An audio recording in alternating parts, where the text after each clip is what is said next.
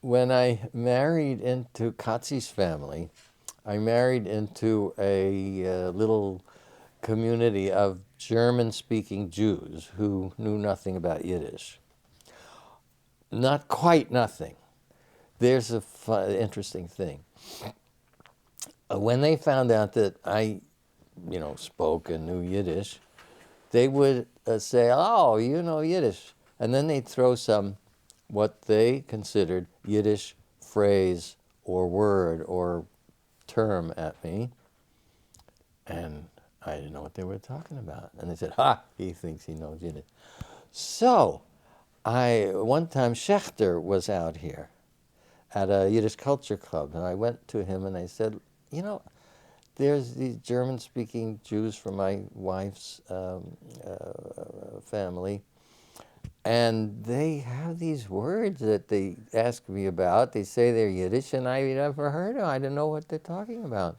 And he said, "That's Western Yiddish." I've seen that on those maps, like Weinreich, Western Yiddish. But I thought, yeah, Western Yiddish, what is that? So it turns out there really is such a thing. And in other words, when Yiddish sort of left Central Europe and the Jews in that area adopted German and dropped their Yiddish, there were nevertheless remnants of that old Yiddish there that were still in their language, so to speak, and they considered them Yiddish, but they had dropped out. They no longer were in Eastern European Yiddish that we had. Do you remember any of the phrases? Well, yes. There's one, for example.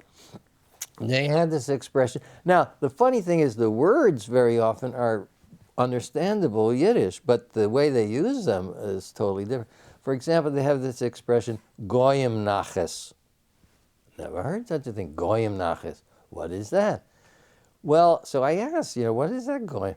They said, well, for example, let's say the Kaiser has a parade, let's say, through Vienna, and all the people are standing around and cheering and happy to see the Kaiser. That's goyim naches.